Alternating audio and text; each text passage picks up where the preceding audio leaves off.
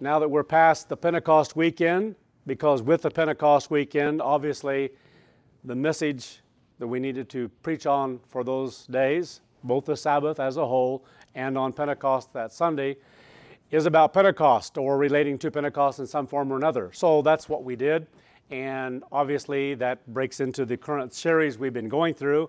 So today we're going to return to that current series entitled The Real Truth About Christ's Death, with this being part 4. Now we're going to pick up just a few verses from where we left off in part 3. We don't need to pick up very much, just a little bit there in the chronology of the story, and get right back on track here and continue on. We're at a point now where Jesus Christ was being seized that night of the Passover, late into the night of Passover. There's a period of time they had had their meal where they ate the lamb and so forth, and then Jesus Christ initiated a new Passover observance having to do with the washing of feet, the partaking of the bread and the wine, which has to do with symbolism about him and what he was getting ready to fulfill as our Passover. And then he went on to do a lot of teaching to the disciples, things that we normally read on Passover itself, on Passover night, that generally in John 14, 15, 16, 17, 18, in through there are things that Jesus Christ taught. And then it says they departed. And we've gone through some of those things where they went to a garden area. Christ began to pray. He went 3 different times to pray, came back each time and said, "Could you not watch with me?" This was so late into the night. As human beings, we get tired, we get sleepy, and that's what was happening to them. But he used those occasions to teach spiritual principles to the church for later on. And using a physical analogy of something, showing that we always need to be alert, on guard, awake spiritually in our lives. And then we have the occasion now, and this is where we are, where they came to seize Christ before sunrise, late into that night, and this is part of the story. So in Mark 14, we'll pick it up there, Mark chapter 14.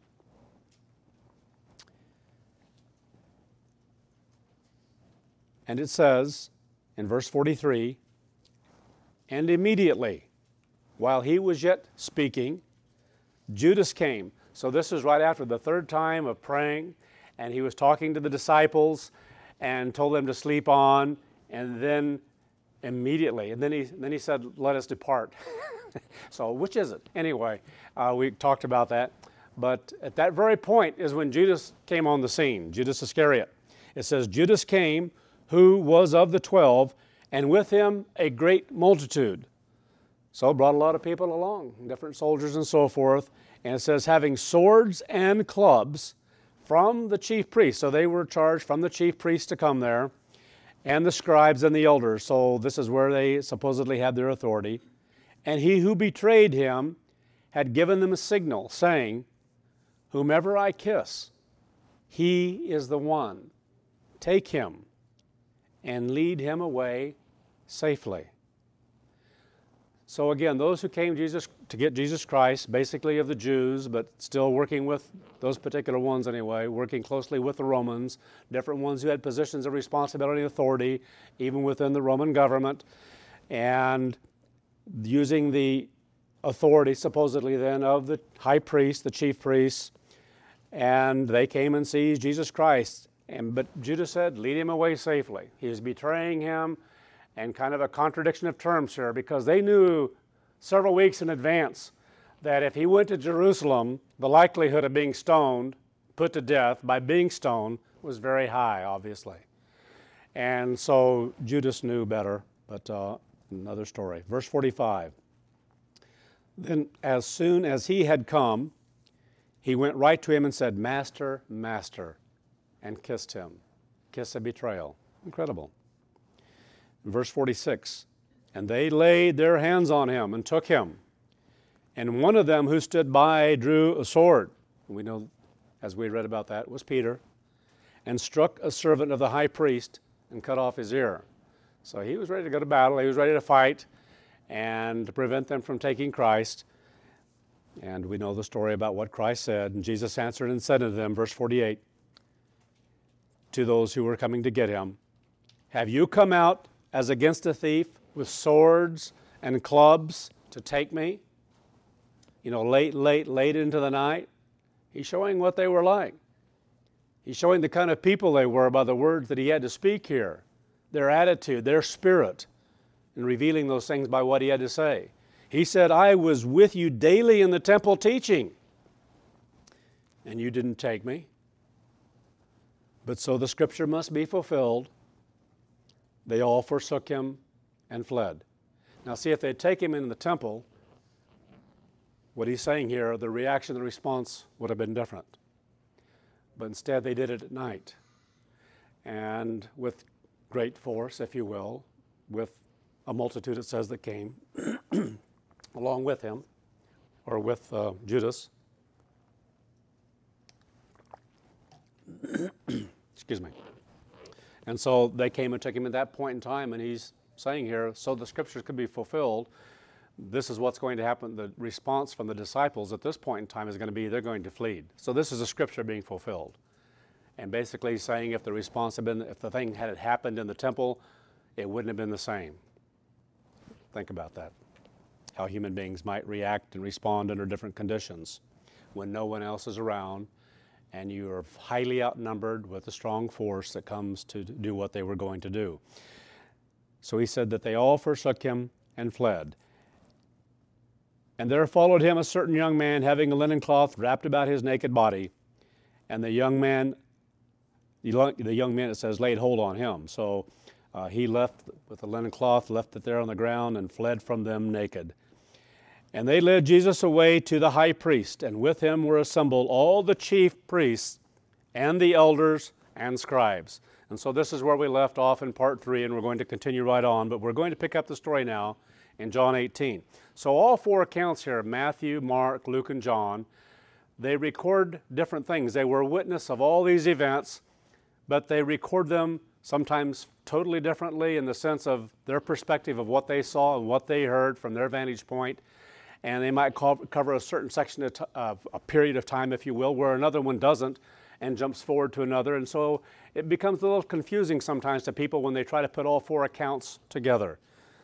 But in John 18 and verse 12, in the chronology here, "Then the band," verse 12, "and the captain and officers of the Jews took Jesus and bound him and led him away to Annas first, for he was the father-in-law to Caiaphas." So here Caiaphas married Annas' daughter. And so that's what it's referring to here, this relationship, both in their time period, high priests, but recognized by the Jews until one dies. The father-in-law, obviously, was recognized by the Jews as being in that particular office, even though he was going to succeed him and be the one to carry on. So they were jointly working together, oftentimes here toward the end. And it wasn't much longer after this that the father-in-law did die.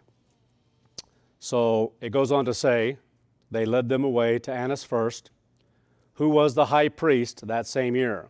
Now Caiaphas was he which gave counsel to the Jews, that it was expedient that one man should die for the people. The high priest then asked Jesus of his disciples and of his doctrine. So as he was quizzing him, can you imagine? We can't. But being in that situation, what are they trying to do? They want to know who those disciples are. Where are they? Who are they? They want to lay hands on them too. They want to stop this. They want to stop this threat to them as far as what was happening in the nation. And so their full intent is they're going to make certain of who all these individuals are, and they're going to go after them. And they didn't stop after Christ died and was resurrected. They did continue on. They tried in every facet, every means possible to kill the apostles, the disciples of Christ, and even Paul later on. So it says, the high priest then asked Jesus of his disciples and of his doctrine. And Jesus answered him, I spoke openly to the world. In other words, to all who could hear. Doesn't mean he went out into the world and spoke to the whole world, but he's just saying everything was out in the open for all to hear. I continually taught in the synagogue. That was his custom. Whenever he was in Jerusalem, he'd go to the synagogue and he would teach there. And in the temple, where the Jews always reside. There are always Jews there. There are always those of you who are there. And in secret, I have said nothing. So he's showing their incredible hypocrisy and the hypocrisy of what was taking place. He's bringing it out in the open. Why do you ask me? Ask them who heard me what I have said unto them. Behold, they know what I said.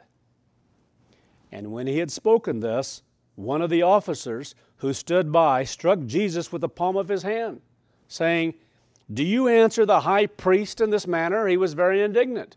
You're going to talk to the high priest like this? Who do you think you are? Incredible. They had no idea who he was, and they certainly weren't going to acknowledge in any fashion or form or believe in any way that he was the Christ, the Messiah, as others did. In verse 23, and Jesus answered him, If I have spoken, as it says in some translations, evil, but it means wrongly, if I have spoken in any wrong way, if I have said something that's wrong, in essence, bear witness of the wrong. Tell me what it is. Have some come forward and say what it is that was stated. Tell me what's been stated that's wrong. But if well, in other words, if correctly, if it's correct, if it's true, then why are you striking me? So he didn't pull any punches. He told it like it was. Matthew 26 and verse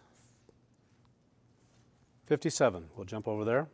Matthew 26, continue on with the story in Matthew now and some of his account.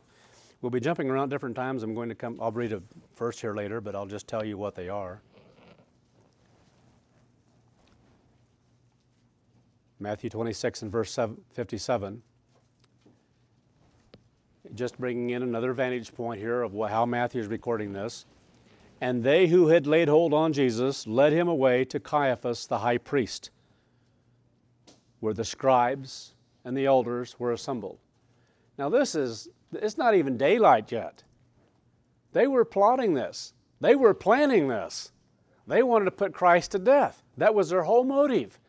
And so they were waiting because they knew Judas was going to betray Christ and lead a group of people up there to take him and bring him back. And so they were all waiting around. This wasn't a normal thing on Passover that was taking place on Passover night. And so here, well before the sun was up, they were already waiting. They might have been up all night. We don't know. Just waiting. They were waiting for their chance to hear what they could hear and have a part in this to rail against him. And amazing attitude. John 18, verse 24, don't need to turn there. I'm going to continue on here with Matthew, but it says, Now Annas had sent him bound unto Caiaphas, the high priest. Again, just bringing in a different way that they state some of these things. So they bring in both individuals. And again, when people read this about both of them being high priest, how could they both? So they don't understand some of the history involved here and what was taking place and who was related to whom, if related at all. Matthew 26, continuing on, verse 59. Now the chief priests and elders and all the council sought false witness against Jesus. This is already in motion. This is something that's been ongoing. And so this is what they were wanting in order to put him to death. This isn't just a thing that happened just then. This is something they had been doing and it led up to this moment. They had people gathered together for that very purpose, to bring them in, to bring them along, to have their say, and so they could get a response from Christ so that they could find some grounds in their minds and their distorted, perverted minds to kill him, to have him put to death. And so it says they sought false witness against Jesus to put him to death. So they had a motive, they had a direction they were heading, and they were bent on accomplishing it. But they found none, it says. Yes, though many false witnesses came.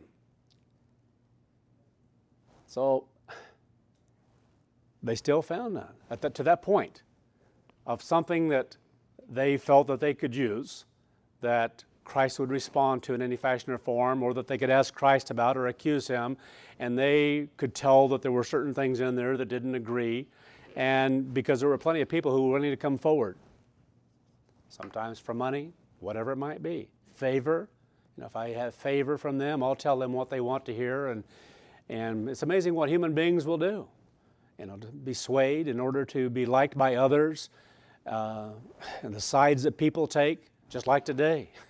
Oh, we see a world that's so crazy in that area. People willing to jump in, take a side, say something, do something, just to be liked by a particular group, or to be seen by different ones, or to be recognized, or have their name out there, or whatever it is. These things are in the news all the time. Crazy things going on, especially between two parties here in this country. Crazy things going on in the news of how people think, and you can see their motives. It's very clear on both sides. And no one is fully true and balanced in any fashion or form. And some are just outright corrupt and liars to the core.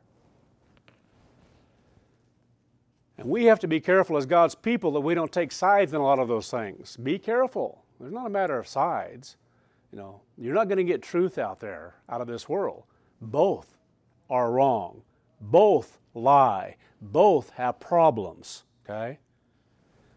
But there are things taking place in this world that God has put in motion. God has put in motion to bring certain things to the surface for a purpose and for great reason. And one day you're going to look back and understand that in a far greater way. And so it says here, they found none, and it says, and finally, and at last, 2 witnesses came and said, "This man said, I am able to destroy the temple of God and to build it in 3 days. Liar, liar, liar, liar." You think, he didn't say anything like that. It's amazing how people can twist just a little bit because they're headed in a certain direction. They want to push something in a certain way, and so they have a certain amount of truth that's there, but not the truth.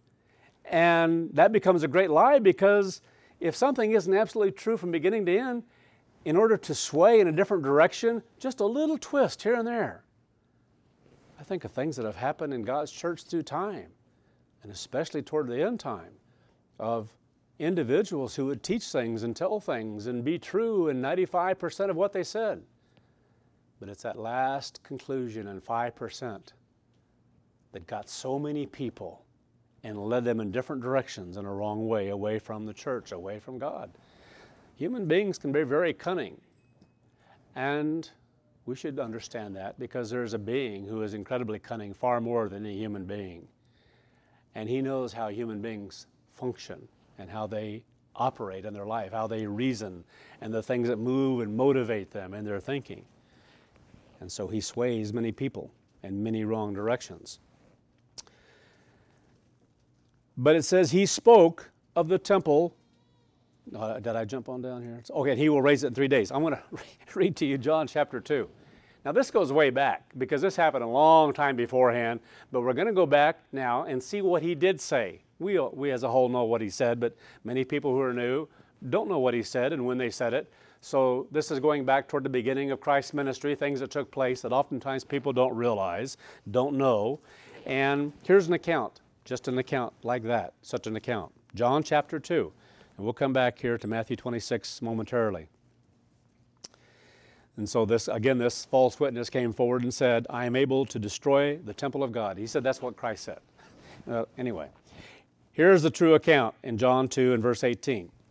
And the Jews answered and said to him, what sign?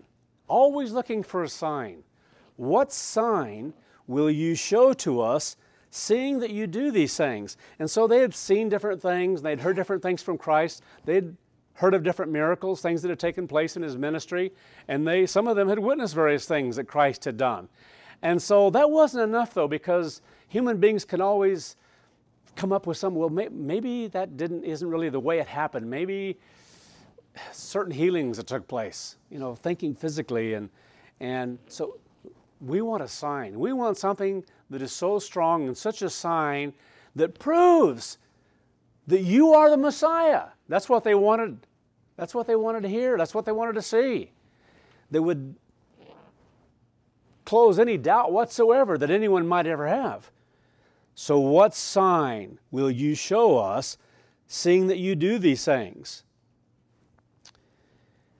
And this was taking place now. If you go back and read some of the account here, after running many out of the temple, Christ didn't do this just one time. He did this early on in his ministry as well. He ran different ones out of the temple, threw over the table of the money changers, and said some of the same things that he said just a couple of weeks before Passover, this final Passover. So this was very early on that this account took place. And so it's telling here about this that was taking place, and he told them, "You have made my Father's house a house of merchandise." So it wasn't the first time that this took place. And then, of course, the people talk about that, and the word spreads, and Christ came back again. It didn't deter them because the Pharisees, Sadducees weren't enforcing things around the temple like they should have been, and so they just eventually came on back because that's what they were doing. It was a way of making easy money as far as they were concerned, and so they did things that they weren't supposed to do, selling around the temple like they did. And so Jesus answered and said unto them, so this is a response after this comment, "Destroy this temple." So how do human beings think? They look at the physical temple. They have no idea what he's talking about. And so it's easy for them to misuse this then. "Destroy this temple, and in 3 days I will raise it up." He didn't say, "I'm going to destroy this temple," like the false witness said. He said, "Destroy this temple, and in 3 days I'll raise it up." Well, people are going to, "You got to be nutty. You're in a fruitcake. You got to be nuts." Then the Jews, because this is how they responded. Then the Jews said, "For 46 years this temple was being built. Look at all those people that were involved, and it took them 46 years. You're nuts." That was their attitude. "You're crazy. 46 years this temple was being built, and will you raise it up in 3 days?" Now, he didn't always give them answers to things. He didn't go and explain all the things that were taking place. He told his disciples and taught his disciples as time went along, and many of the things that he taught them, they didn't really understand and know until after he'd been resurrected, until after the day of Pentecost in 31 AD, when God gave them the Holy Spirit and began to help them to see things that they otherwise couldn't see, because they're like all human beings as a whole, till that point in time, bound by physical senses, physical thinking. And God has to give His Spirit to help to understand those things that are on a spiritual plane. And so He drew them and brought them along, and they received certain things from Christ, but not anything by any means gelled for them on a spiritual plane, not at all. And that's why when the world goes through, the Protestant world, anybody who bothers reading the Bible goes through and reads certain things in Scripture, it doesn't gel for them. They can't see everything that's there that's so clear and so plain. And they're in blindness because they're held by the physical senses. Without God's Spirit, there are things they can't see. Yep, people think they have it, but if they did, then they would see clearly exactly what Jesus Christ was saying and exactly what we're going through in this particular series. So the Jews said, "For 46 years we've been building this temple, and you're going to raise it up in 3 days." But He spoke of the temple of His body. It was about Him. It was about His death and about a resurrection. And when He was therefore risen from the dead, notice, His disciples remembered that He had said this to them. Ah, now I understand. And they believed the Scriptures and the word which Jesus had said. And now we have the Protestant world and the Catholic Church, and they do not believe Jesus Christ. Awesome. The disciples believed. What they believe? Exactly what Jesus Christ said. Destroy this temple, and in 3 days I'll raise it up. But they believe something else. They want to hold on to something. They don't believe the words of Christ like the disciples did at all. They believe that he died late on Friday and was resurrected right at sunrise on Sunday morning. Basically, that's what they believe. Not 3 days, not 3 days at all. They don't believe at all what Jesus Christ had to say. I marvel at this. I truly do, and I don't. You understand? But it shows the incredible hypocrisy in human beings and what people are willing to do. Because it doesn't take a whole lot, on a physical plane even, to go through this exercise, and you either believe Jesus Christ or you don't. People like to talk a lot about him. Have you received Jesus? Have you accepted Jesus? And sometimes they won't have anything to do with you at all unless you say yes, and if you say, anyway, I don't want to go into that. But it's this sanctimonious type of, it's hard to even describe how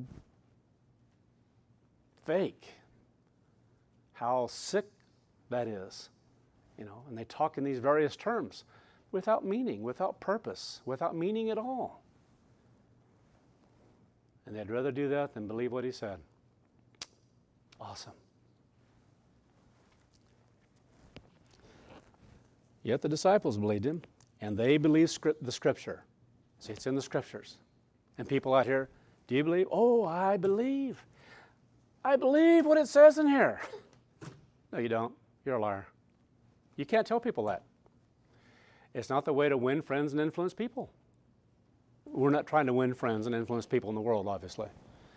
And God gives us a charge to stand up, to live by what we believe. You're never going to convince anyone else, so there's no purpose as a whole in getting into the conversation anyway. And plenty has gone out into the world, and it shows what that witness is, that people will not receive it. They'll not accept it, just like for us. There's not any purpose as a whole for any of us saying anything until it's really clear that they're ready to listen. When they come to that point, that they have the ability to begin to listen. Until then, you might as well be talking to a brick wall because you can't get through. When he was therefore risen from the dead, the disciples remembered that he had said to them what they had said to them, and said this to them, and they believed the Scripture and the word which Jesus had said. So most people think that they believe that word that Jesus said, and yet they don't. Not at all. Not even close. Now returning to Matthew 26. Matthew 26 and verse 62. Oh, I think of how shocked so many people are going to be when so many begin to see all at once, when their minds are opened up to a reality that no, he didn't die late on Friday, and no, he wasn't resurrected Sunday morning around sunset. Not even close. Not even close. Incredible.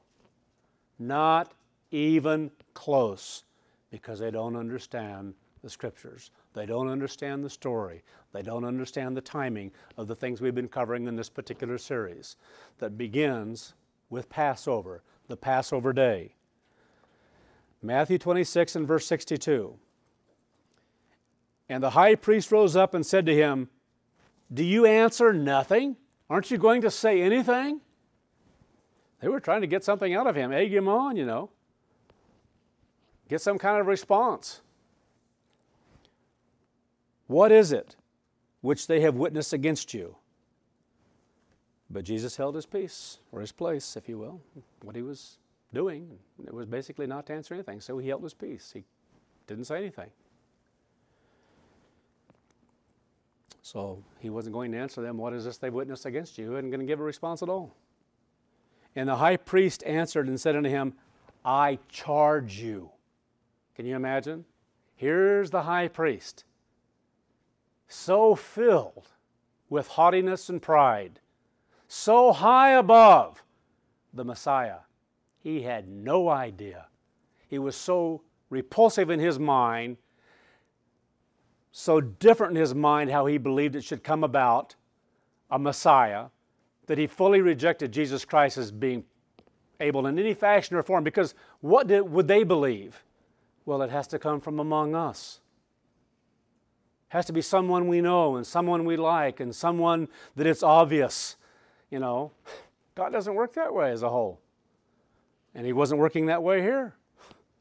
And so they had great disdain for Christ. You have to want to kill somebody.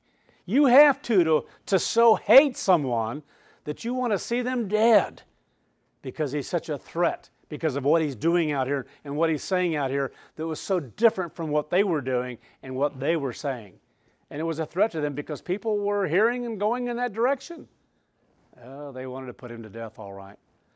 And so this is just an incredibly haughty spirit from the high priest. And so he said to them, I charge you by the living God, as though he had the authority from the living God to charge Christ with anything. Isn't that amazing? It shows you the absolute blindness. There aren't words to describe this, how far out he was, eaten up with pride and haughtiness of his position, of who he thought he was, the high priest. I charge you by the living God and tell you, that you tell us, whether you are the Messiah. That's what he said. He didn't use the word Christ. That came along a lot later. It means the same thing. Are you the Messiah? Because this is what the people were saying. He's coming into Jerusalem. He's the son of David. He's of the lineage of David. And he is the Messiah, and he's going to take us from out of this Roman rule that's over us. He's going to raise up the kingdom of God on earth. Amazing. And so they knew this is what was being said. And so this gets to the crux of the matter. And he wanted an answer from him. Are you the Messiah? Tell us. I charge you to tell us. And he didn't stop there.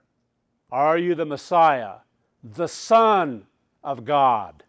Awesome. Because all this was going around with the people. Jesus said unto him, you have stated this. Nevertheless, I say unto you, in other words, you've stated this. It's just a type of response. This is something you've stated, and not really giving him satisfaction. But then he goes on, and pretty strong. He said, nevertheless, I say unto you, after this you shall see the Son of Man sitting on the right hand of power and coming in the clouds of heaven. Whew. That didn't go over well. He knew exactly what he was saying. It didn't go over the high priest's head, what Jesus Christ was saying. But he didn't answer him directly about being the Messiah. He didn't give him that satisfaction, though he was. Then the high priest rent his clothes, tore them as their custom was, ripped them, saying, he has spoken blasphemy. Do you hear this? Have you all heard this? And so he's ripping his clothes because as their custom was to do, and this was so hideous in his mind. And he's telling everyone else, look how sick this man is of who he says he is. He has spoken blasphemy. What further need have we of any witness? We don't need to bring anyone else in. He said it himself now. Behold, now you have heard his blasphemy. What do you think? They answered and said, he is guilty of death. Well, they had their minds made up long before they ever brought Christ before them. They were just looking for something to say, see, oh, yep, now we've got it. He's guilty of death. Yeah. So they got what they wanted. Then they spit in his face and beat on him. And others struck him with the palms of their hands, saying, prophesy unto us, you Messiah. Who is it who struck you? Isn't that amazing? You think of such attitudes and having no idea that indeed they were beating on and striking their Passover. That one day they're either going to come to acknowledge in a resurrection or not. And there will be some who can't. Amazing what human beings are like. Saying, prophesy unto us, you Christ, you Messiah, who is it who struck you? Well, let's take some time now and go back here and look at Luke's account of some of this.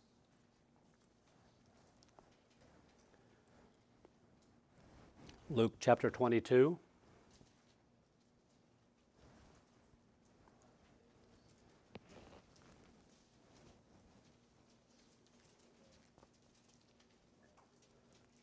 And so it just makes a statement here, verse 63, and the men who held Jesus mocked him and struck him.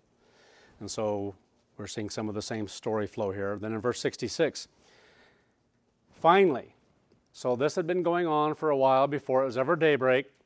They had him in there. They had been gathered together. They brought in the false witnesses. They went through this questioning and so forth during this period of time. And then Luke begins to tell the story that as soon as it was day, in other words, the sun was rising on the daytime portion of the Passover. Because all these things we've been going through, there's so much that happened on that Passover, starting with the night, which is when a day begins, and then going on here finally until it was morning. And so as soon as it was day, the elders of the people and the chief priests and the scribes came together and led him into their council, saying, so again, some of the same story here. This is already going on here, so again, I got a little bit ahead of this, but it's getting daytime now. And tell us, are you the Christ? So he's jumping up right to this point. So this gives us a good timeline of what was taking place. And he said unto them, if I tell you, you will not believe. So all this was happening at this point. They brought him in. They were questioning. They brought false witnesses in. It wasn't daylight yet. It was still dark. Now we are at the point where the sun's just at the point of rising. And this is the point where they ask him this specific question that we just read about back here in Matthew 26. And so he says, if I tell you, you will not believe. Now, this isn't recorded back in what it says in Matthew that way, but it is here by Luke. And so, again, something else that Christ said that one records and another doesn't say in the same way. And so again here, this is added to the story. If I tell you, you will not believe. And if I also ask you, you'll not answer me nor let me go. In other words, your mind is made up. If I ask you questions, you're not going to answer me. And you're not going to let me go. Your mind is made up. Basically, that's what he's telling them. Your mind's already been made up. Then, this is when he said this, hereafter shall the Son of Man sit on the right hand of the power of God. And so again, the same account, but again from a bit of a different vantage point, hearing certain things that stuck in his mind, that he recorded, that the other didn't record. Then they all said, are you the Son of God? And he said to them, you've said that I am. Or basically, really what he was saying here in the Greek language here, he was straightforward with them. He says, I am what you have stated.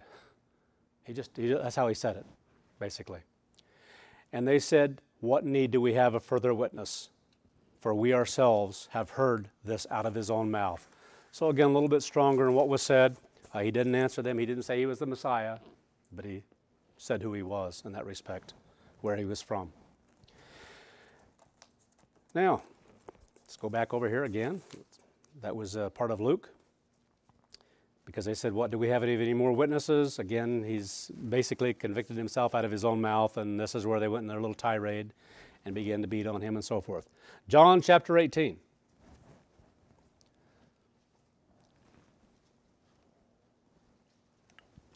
This account tends to be a little bit clearer in the early morning hours. And what John has to record here in John 18, verse 28, beginning there. Then they led Jesus from Caiaphas unto the hall of judgment. Now, they have done their part, and now they're going to take him before Pilate. That's where this is. They're going to take him to the hall of judgment. They're going to take him before the Romans. Why? Because they're not going to be responsible for putting him to death the way they want him to be put to death. And they're going to leave it to the Romans. The Romans have to do this. The Romans are the ones who can do this, and they can't do this on the Passover. Then they led Jesus unto Caiaphas unto the hall of judgment. And it was early, and they themselves would not go into the judgment hall, lest they should be defiled, so that they might eat the Passover. Now, I'm going to be real candid with you. Some of this is a little unclear because a lot of Jewish history is really very unclear as to when certain things took place and as to when certain things happened. We know absolutely the period of time when Christ and the disciples always kept the Passover. And when Jesus Christ was talking to the disciples about a time period of going and preparing the Passover, they didn't question him about the time because they had been with him. They knew exactly when Passover was. So whatever was taking place with them, they knew exactly the timing of Passover. They always took it at sundown on the 14th. And that's what they did on this last Passover. There was no questioning involved whatsoever. They knew the timing, and they went and prepared it, and they ate it just as they had always done, as it talks about in the story. What isn't fully clear here is what the Jews did at this point in time. And at what point they really began to cram together things about the Seder that became known as the Seder. And again, these things you can't really prove one way or another in history, not even in Jewish history, because they're not fully open about their history anyway. So whether it's a particular term here that they couldn't do certain things on the Passover, but it mentions specifically here about eating something, but they also had the custom of having to be cleansed through the period of the Passover and even before that, but the Passover was the final period of cleansing so they could partake of the feast day. And they loosely referred to this whole period of time as Passover, the Passover time of the year. Now, if we talk about the Passover season, we know what that means. We know it starts with Passover, and then the Passover is followed by the first day of unleavened bread, which is a high day. So not to be confusing, because you know what? I really don't care what the Jews did. It's a matter of what does God command, what does He say it should be, and how it should be.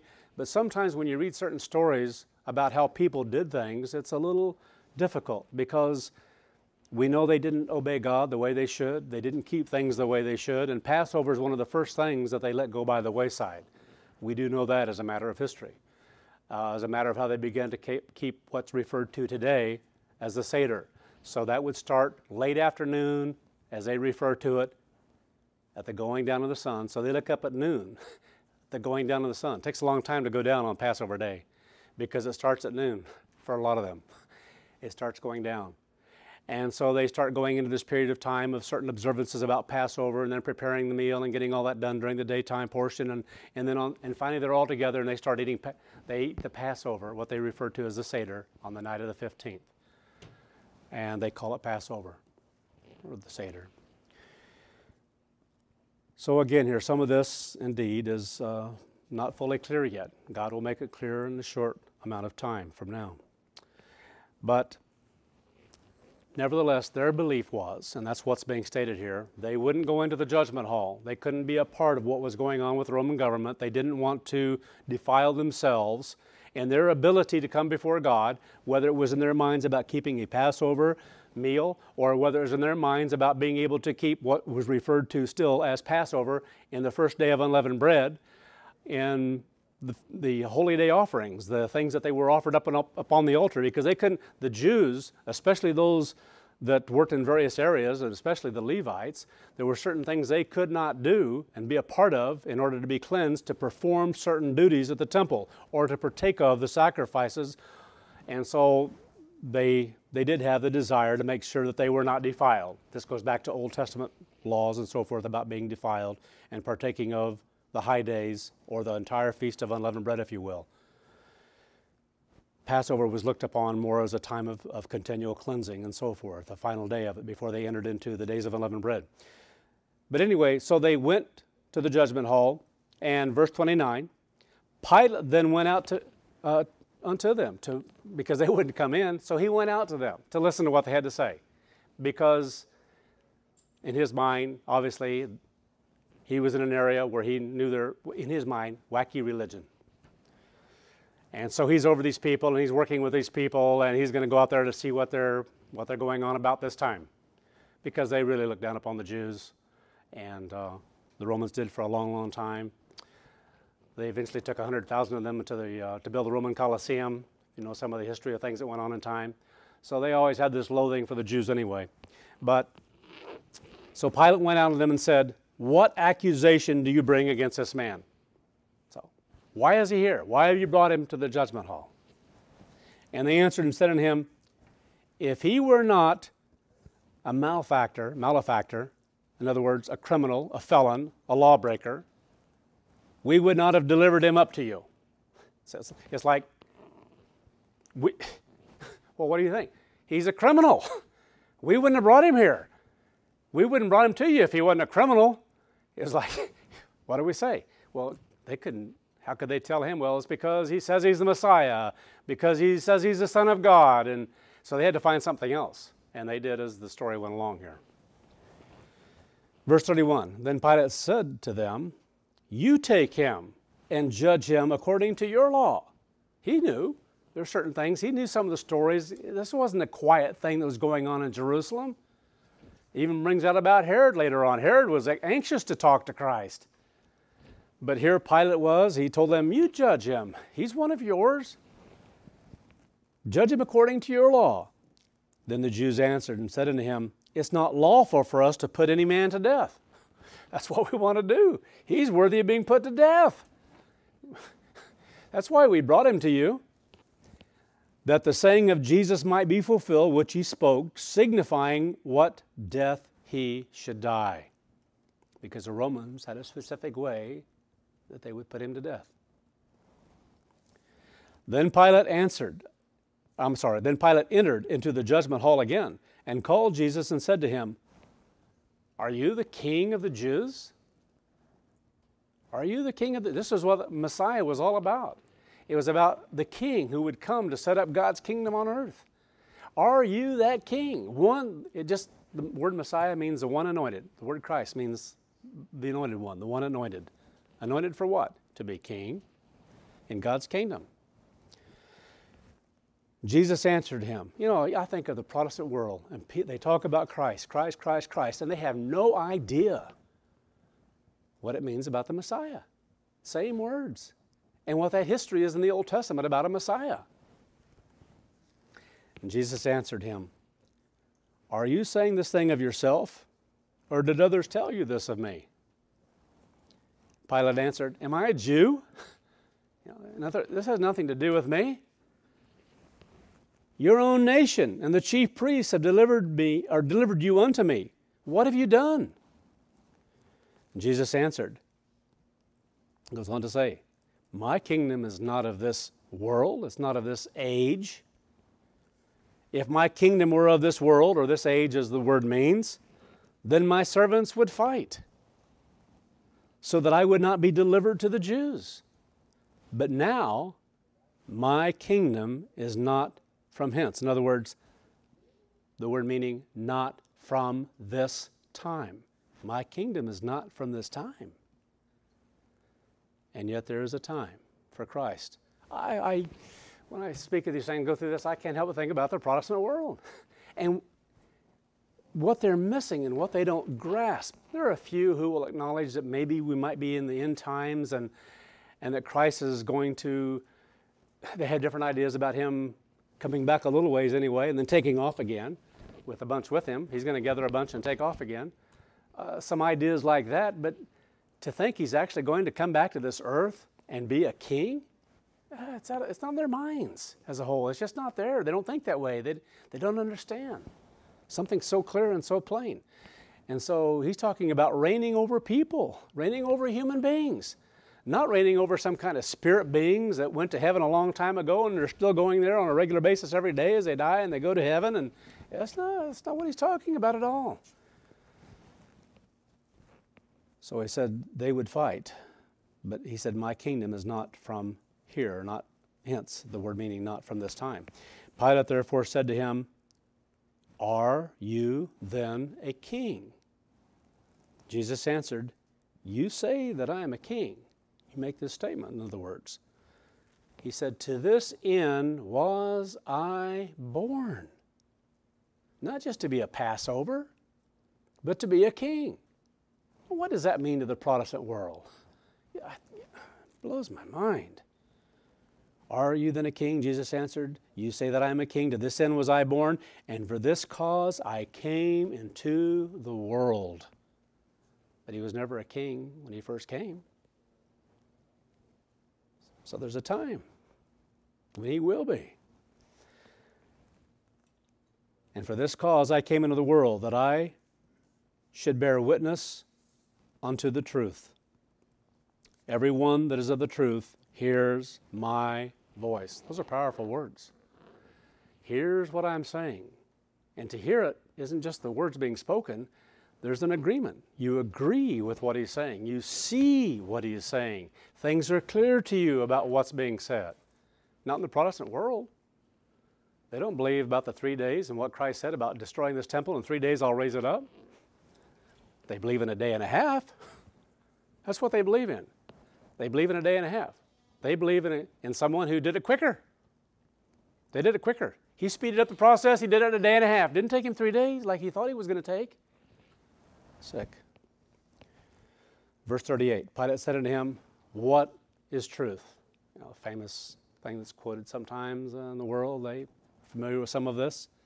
What is truth? And when he had said this, he went out again unto the Jews and said unto them, I find no fault in him. Death? I don't even find any fault in him. Why did you bring him to me? That's basically his comment to them. What are you doing? Why are you so riled up? Why are you so worked up? Luke chapter 23. Luke chapter 23.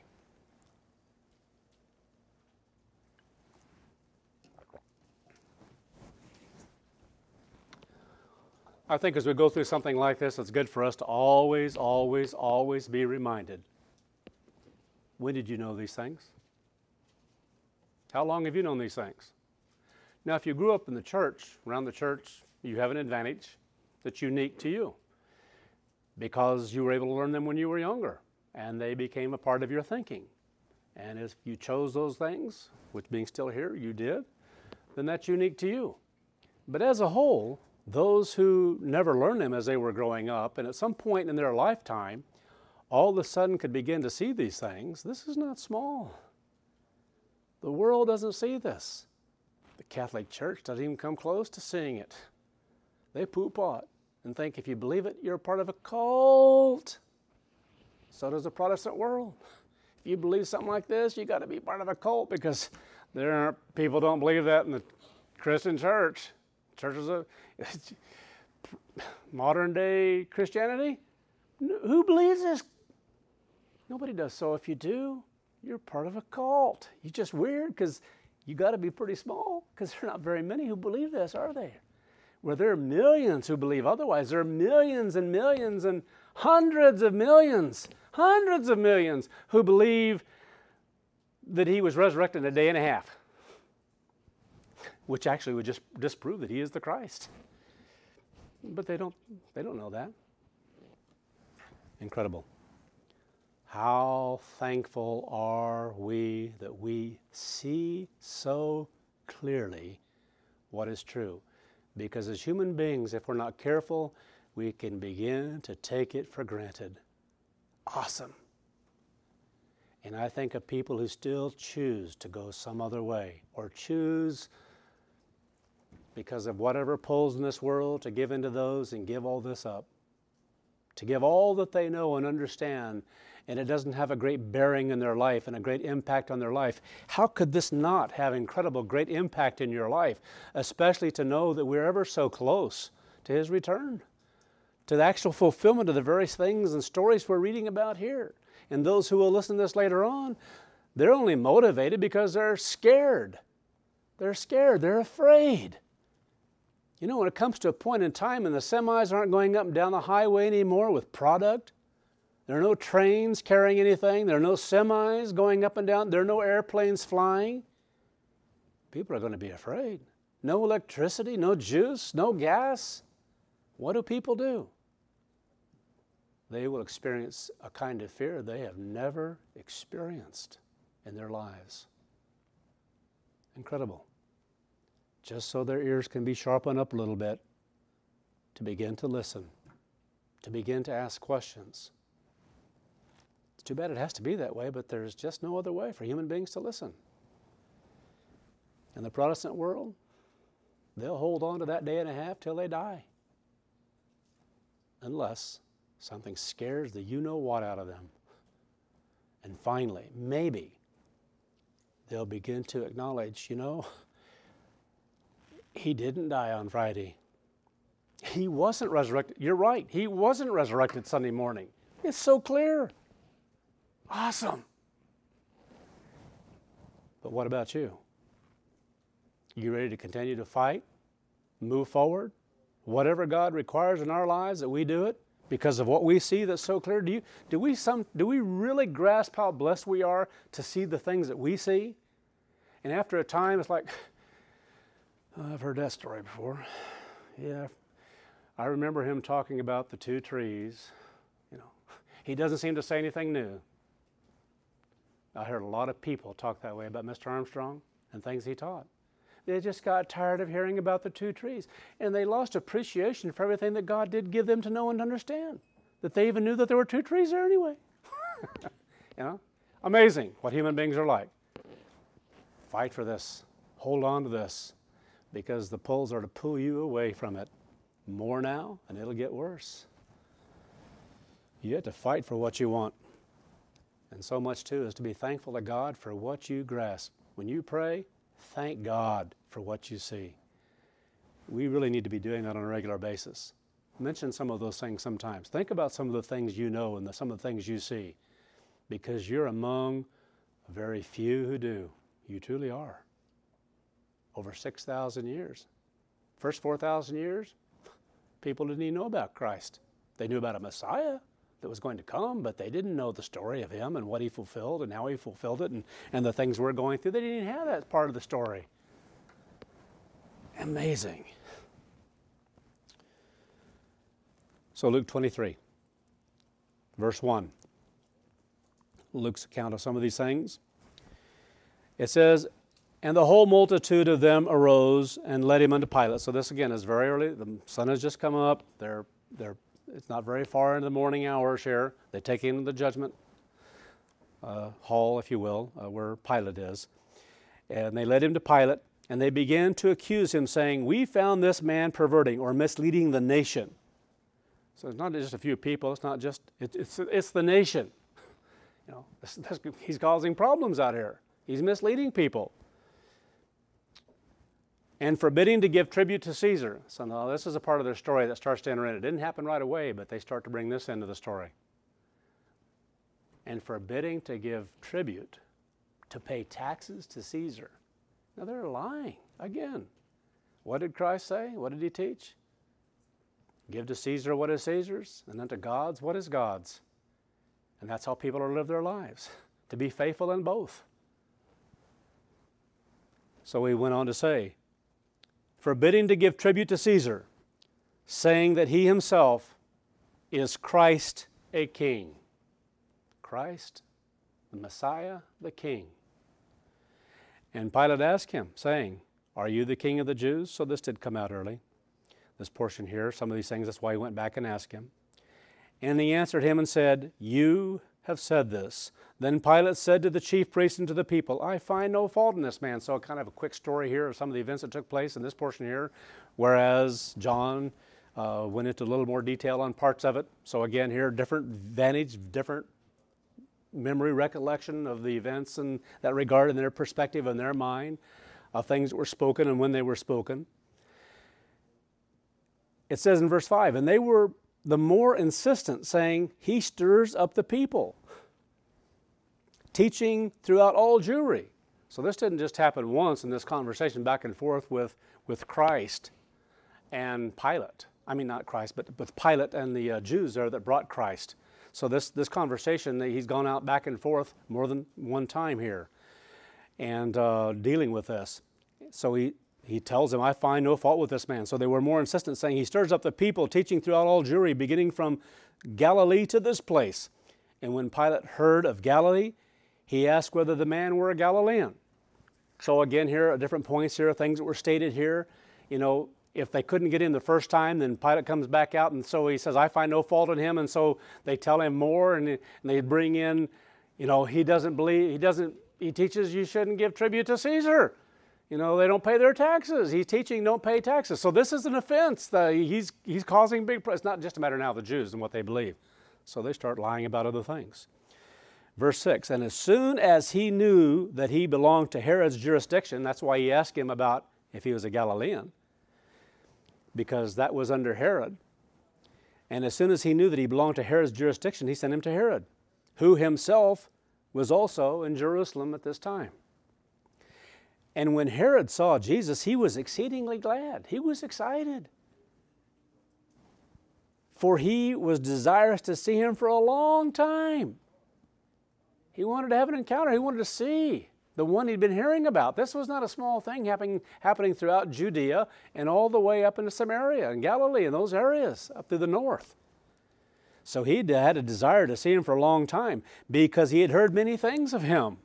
And he hoped to be able to see some miracles done by him. So to him, it was like a sideshow.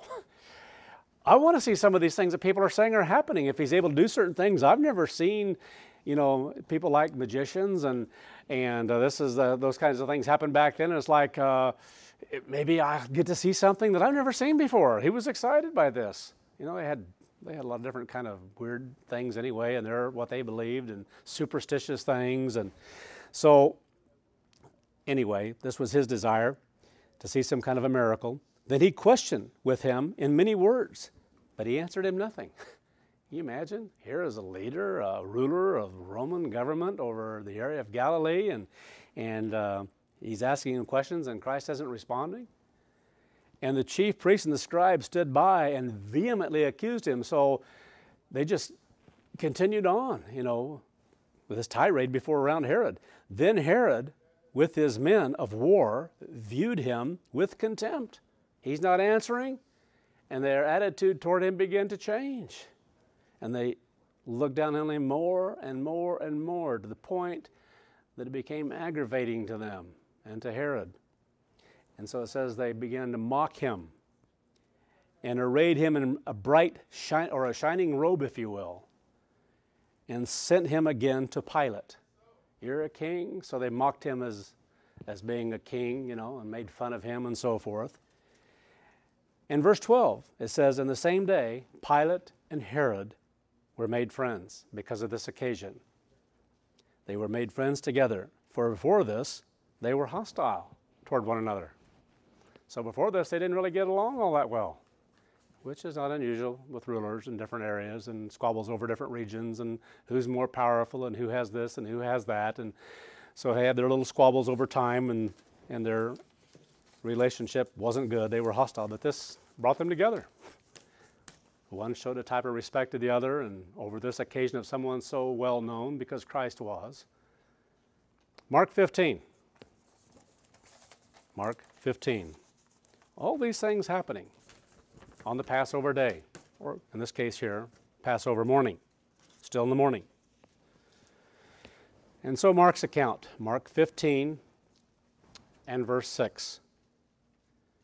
Now at the feast, in other words, the feast time, it's that time, again, that particular kind of language being used, something again that the Protestant world knows diddly squat about. They don't know what do you mean feast time? What's a feast? What's a feast? I know feast is when people feast and have a great big occasion here, a festival of some sort, and most of the ones the world holds obviously are sick and distorted and perverted. But they look at something like this and what is this that they're talking about? Because they have no idea, again, that the first day that follows Passover begins a feast, the Feast of Unleavened Bread, a high day, an annual Sabbath, the first annual Sabbath, right after Passover. And if they only knew this, then they could begin to grasp that Jesus Christ didn't die in a day and a half, or wasn't in the ground, I should say, in the grave, or in a tomb for a day and a half, but was there for 3 days. Now at the feast time, he, Pilate, was accustomed to releasing one prisoner to them.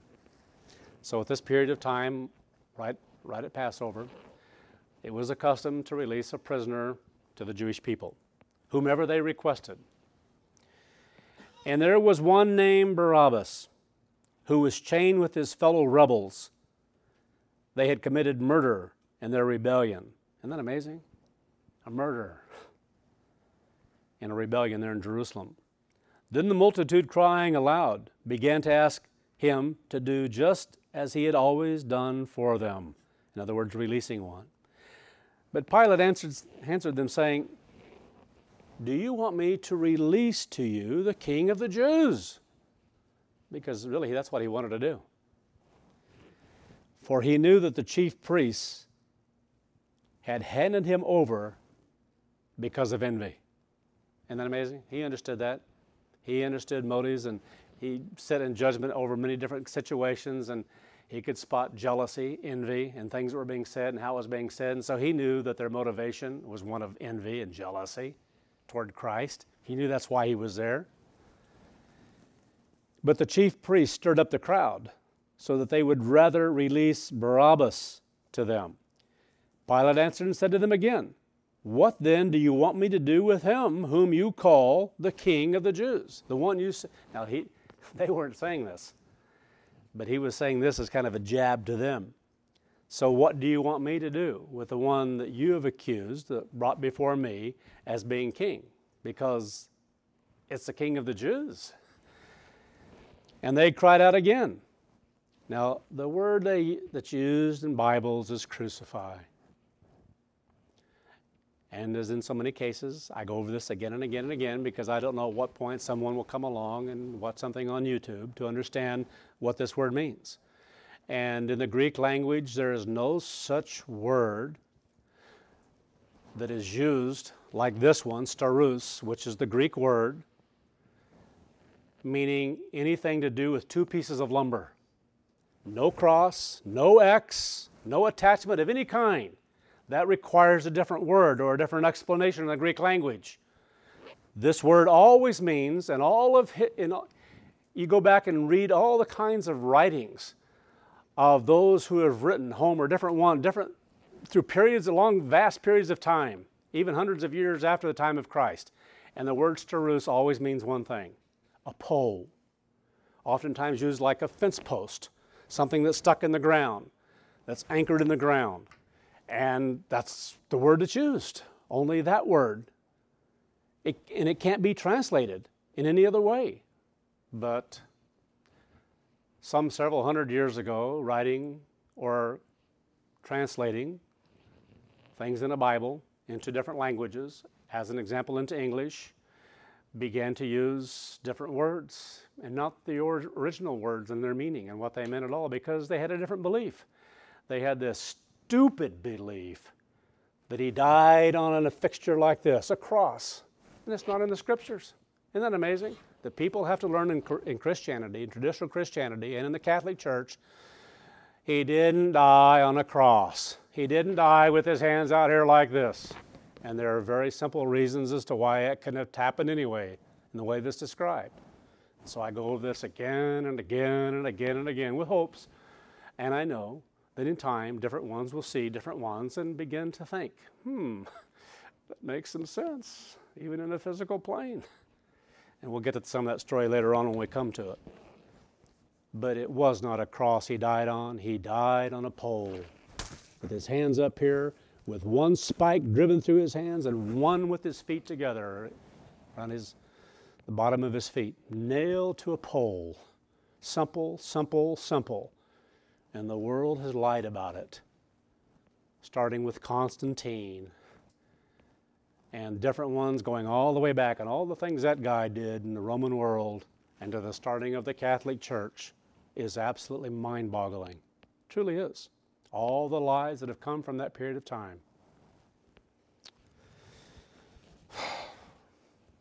Every time I go through this, I get riled up. Because I think, how sick. And that millions and hundreds of millions of people believe that swill and that stupidity. Truly is. With a little bit of research, you can find out that it's not like that at all, but who wants to know? I'd rather hold on to being able to have Christmas and under the tree and give our kids gifts, because this is a nice thing to do, to remember Christ's birth. Even though he wasn't born anywhere around December 25th, even though we understand that now, we still like to do it, and you can't take that away from us. And you can't take away this rabbit thing with them laying eggs and our kids going out there and finding the eggs, because it's so much fun to bring them out there. And it's such an innocent thing, and it teaches some nice stories to them when they're young. Yeah, that you're a liar, that you've taught them lies, you've given them holidays that are nothing but lies. That's a great thing to teach your children. Anyway, I know some are going to love hearing things like that. They always do. I don't really care. So naturally, as I got riled up about all this, I've lost my place. And I'm looking madly to try to find it again here. So I know we read the part about, oh yes, here we are. So they cried out again. And the words that should be translated here, nail him to the pole. They didn't use anything like the word crucify at all. Nail him to the pole, to the stauros. Hang him up on the stauros. That's basically what they were saying. Then Pilate said to them, why? What evil has he done? This was a hideous type of death. And he saw no purpose, no fault in him anyway. And he said, why do you insist on this? But they cried all the more, nail him to the pole. They were in a frenzy. So Pilate, wanting to please the crowd, released Barabbas to them, a murderer. Amazing. And he delivered Jesus. And he had scourged him. And after he had scourged him, to be nailed to a pole. That's what it's saying. To be nailed to a pole. Awesome what took place. Luke 23. The story flow in Luke 23. Every place brings in something a little bit different, adds a little bit more, something that wasn't in the other story, and they all support each other and give a complete story of what actually took place. Excuse me. Okay, Luke 23 and verse 13. Then Pilate, when he had called together the chief priests, the rulers, and the people, said to them, you have brought this man to me as one who misleads the people. And indeed, having examined him in your presence, I have found no fault in this man concerning those things of which you accuse him. No, neither did Herod. For I, says, sent you back to him, and indeed, nothing deserving of death has been done by him. I will therefore punish him and release him. It states here then in parentheses, for it was necessary for him to release one to them at the feast, or at the feast time here, generally done on the Passover day. And they all cried out at once, saying, away with this man, and release to us Barabbas, who had been thrown into prison for a certain rebellion made in the city and for murder. They'd rather have a murderer. This is an astounding story. It really is. It's absolutely incredible how human beings can respond and act toward things, especially when it comes to religious beliefs and their pet beliefs and ideas that they do not want to let go of. They do not want to let go of going to church or believing you can go to church on Sunday, and you're not required to do so on a Sabbath, on Saturday, on the seventh day of the week. You're not required to keep annual holy days, but it's nice if you keep Easter and Christmas and Halloween and some of those goofy things. You know, it's okay to do that, but don't keep the things that God says. They will go a long way in their hatred and what they will do. Verse 20, Pilate therefore, wishing to release Jesus, again called out to them. But they shouted, saying, nail him to the pole, nail him to the pole. It just got louder and louder. Then he said to them the third time, why? What evil has he done? I have found no reason for death in him. I will therefore punish him and let him go. But they were insistent, demanding with loud voices that he be nailed to a pole.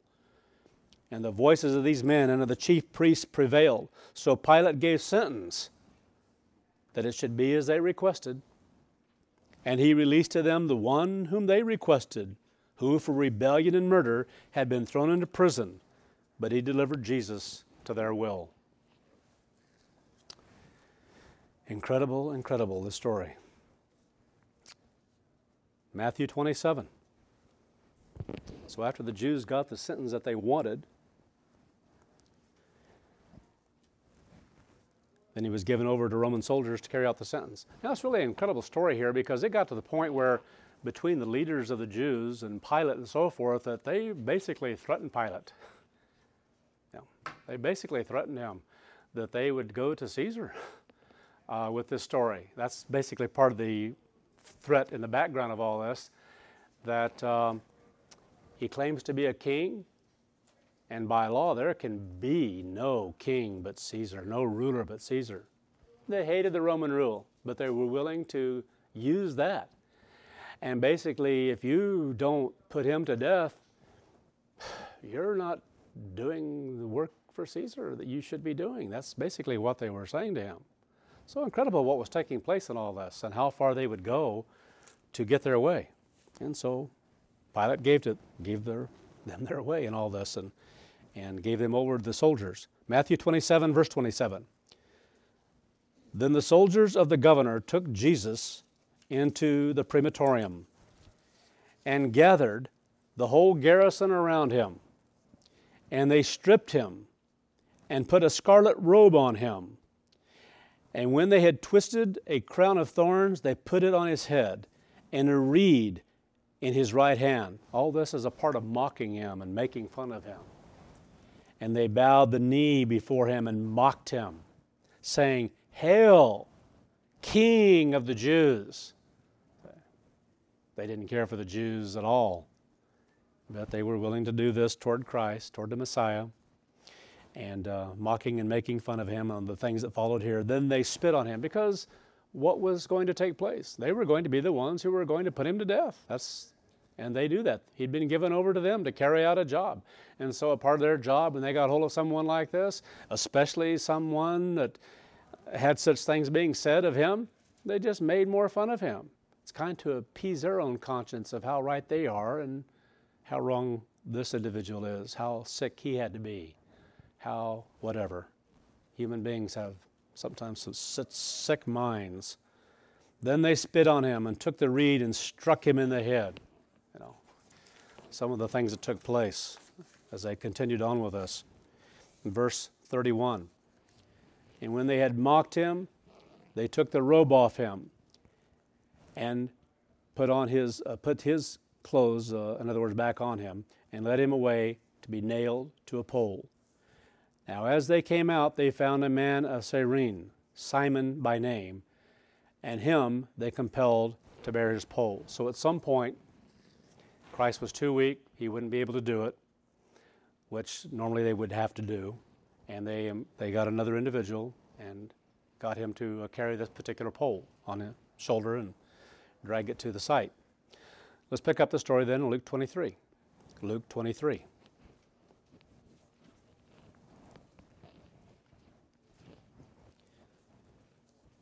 Now some of the beating here and some of the stuff he went through was horrendous.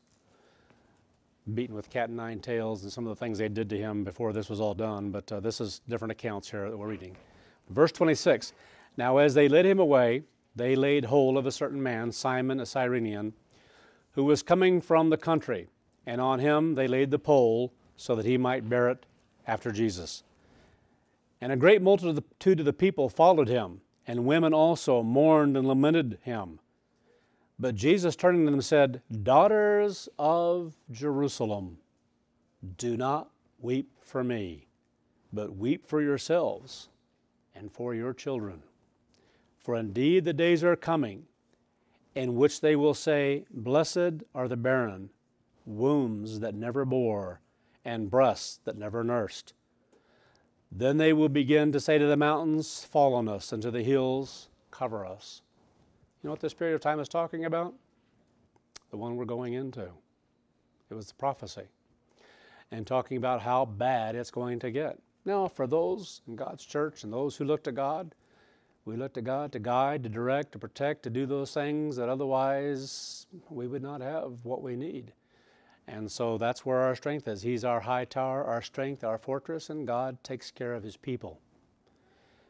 But as far as the world is concerned and the things are going, it doesn't mean things aren't going to be difficult and things aren't going to be hard, because they are, even for us.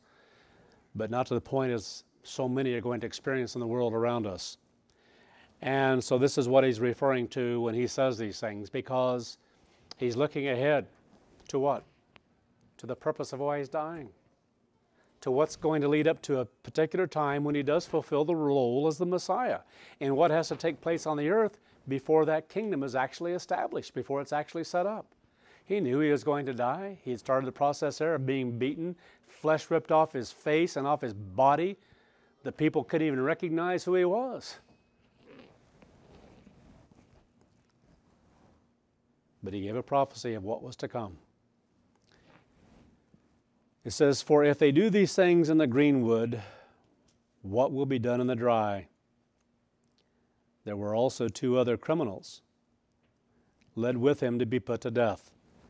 And when they had come to the place called Calvary, there they nailed poles, both he and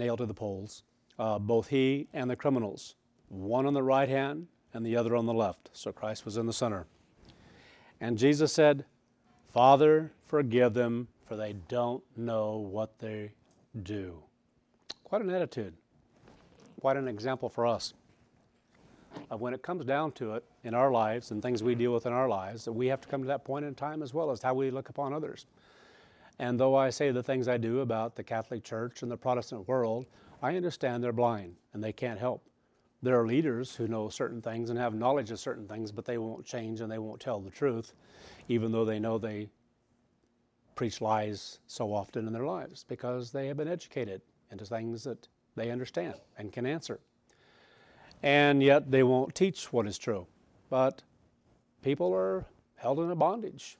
And just like those who were in Egypt, they had no ability to leave. They had no ability to escape until God gave it to them. And so it is with the world around us. They have no ability to escape what they're in until God gives them that time. And that time is coming. And so that should be our attitude in how we deal with people around us. People aren't going to treat us fairly, especially when it comes to things you believe. And so you have to deal with people around you in that manner. Father, forgive them because they don't know what they're doing. And really it's about you then as an individual to not hold anything against them and not to feel badly toward them. And they're just caught up in what they're caught up in. And they're going to fulfill what they have to fulfill in life as a human being. And that isn't good until God calls you and you start to come out of that and be drawn out of it. So he said, "Forgive them, for they do not know what they do."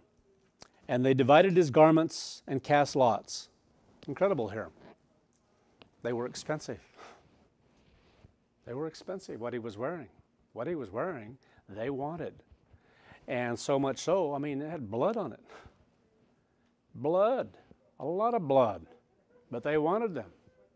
They wanted to cleanse them and to have them. And so they were willing to cast lots. Who gets this? Who gets to keep this? It's like rolling the dice. So who's going to get this? And the people stood looking on, but even the rulers with them sneered, saying, "He saved others. Let him save himself if he is the Christ, the chosen of God." You go through the story, you just marvel at attitudes of human beings and how sick people can become. And I think of that attitude that's starting to permeate this country more and more, and frankly the world. This kind of attitude and how people think and how they sneer at others, and everybody is so right in their own eyes in what they see and what they believe, and the hatreds that are out here in this world. They're becoming more and more manifest as to what human beings can be like. It's amazing how far human beings will go when they don't get their own way. And it's getting worse and worse and worse. And it's going to get really ugly before it gets better. So let him save himself if he is the Messiah, the chosen of God. And the soldiers also mocked him, coming and offering him sour wine and saying, if you are the King of the Jews, save yourself. And an inscription also was written over him in letters of Greek, Latin, and Hebrew. You know, sometimes people that study the Bible, they say, well, you know, this can't be true because they record that something different was said. Well, it was said in 3 different languages. That's why the words are different and how you translate them and what was specifically stated and how it was stated. And anyway, basically, this is what the intent of what was being said was. This is the King of the Jews. Now, the Jews weren't happy about this. But Pilate saw to it that this was going to be the sign that was going to be there. He's going to have the last say. That's what it amounts to. You know, they threatened me. Then as we put him to death, we'll put the sign up here. Here is the King of the Jews. Verse 39. Then one of the criminals who was hanged blasphemed him, saying, if you are the Messiah, save yourself and us. Mocking him, making fun of him, and saying, if that's who you are, then save yourself and us. But the other answering rebuked him, saying, do you not even fear God, seeing you are under the same condemnation? And we indeed justly? For we receive the due reward of our deeds, but this man has done nothing wrong. Awesome. Awesome, awesome. Then he said to Jesus, Lord, remember me when you come into your kingdom. And Jesus said to him, now here's one the Protestant world really messes up. I say to you today, you will be with me in paradise. It's like as soon as they die, they're all going to go off to heaven. And so this is a verse they use. Didn't Christ say, today you're going to be with me in paradise? So as soon as they die, they're off to heaven with Christ. It's not what is being said at all. Man put in the commas. Man put in the punctuation. And given opportunity for different ones then, because this is what they want to believe. This is how they then translated it. And they put them there, those commas, for a purpose and for a reason. And so it isn't saying that at all. He's just basically telling them, I say to you today. He didn't say, today you're going to be with me in paradise, but I'm telling you today, I'm telling you now, basically is what it is. You will be with me in paradise. There will be a time. And he's talking about a great resurrection that will take place when they're resurrected, when they're brought to life again in a physical human body. Christ is there. He's the King of Kings in the last 100 years. And when they're resurrected, they're going to be there at the same time with him, obviously, because Christ is ruling this earth, this world. And so that's all he's telling them. So anyway, the Protestant world likes to twist things around to fit into their beliefs. Lastly here, let's just turn over to John 19. We'll stop here today before we go on to another area and explaining some different things that took place. But again, just going through the story flow and the attitude of human beings, and especially when it comes to religious beliefs, be careful. You know, we have learned a lot of things. We truly have. You have learned this through employers, employees, different ones you work with, neighbors, relatives, all kinds of people in your life. Don't forget the lessons that are there. You're getting ready to go into a very difficult time, and you don't want to do what I do in the sermons when I speak out in the manner that I do toward what is true and what is right. There are certain things you don't want to say in the world around you. You truly don't when things get really, really bad, because that can go against you very quickly. So you need to be wise. Wise as serpents and harmless as doves, as we're told.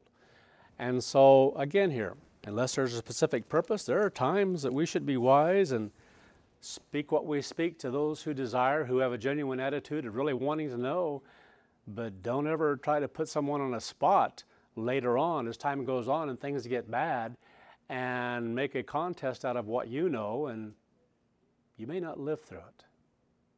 That's the point. We're getting into those kinds of times that are coming. So you have to be careful. You have to be wise. John 19. John 19 and verse 17. And he, Jesus, bearing his pole, went out to a place called the place of the skull, which in the Hebrew is called Golgotha. Now, it started out. He took it for a little ways, but couldn't. He had been beaten so severely. He was so weakened by what he went through that he couldn't physically do it. So that's when they got the other individual, Simon. They got him and had him carry it the rest of the way. But this is how it started. So John is telling that portion of the story, the first part of it. So they went to the place in the Hebrew called Golgotha, where they nailed him to a pole and 2 others with him, one on each side, and Jesus in the center. Now Pilate wrote a title and put it on the pole, and the writing was Jesus of Nazareth, the King of the Jews. Then many of the Jews read this title, for the place where Jesus was nailed to a pole was near the city, and it was written in Hebrew, Greek, and Latin. Therefore the chief priests and the Jews said to Pilate, "Do not write the King of the Jews, but that he said, 'I am the King of the Jews.'" You have to kind of laugh at something like that, because again, it's their attitude coming out, and they didn't want that to be written. But this is a way of Pilate getting one last thing in toward the Jews. He was Pilate and over the Roman rule at that time, and he was making it quite clear that he's going to do what he's going to do. He gave in to letting Jesus Christ be nailed to a pole, but he was going to do it his way. So Pilate answered, "What I have written, I have written." So we'll continue on with the story, because there are other things we need to really begin focusing on in part 5, and we'll continue that next time.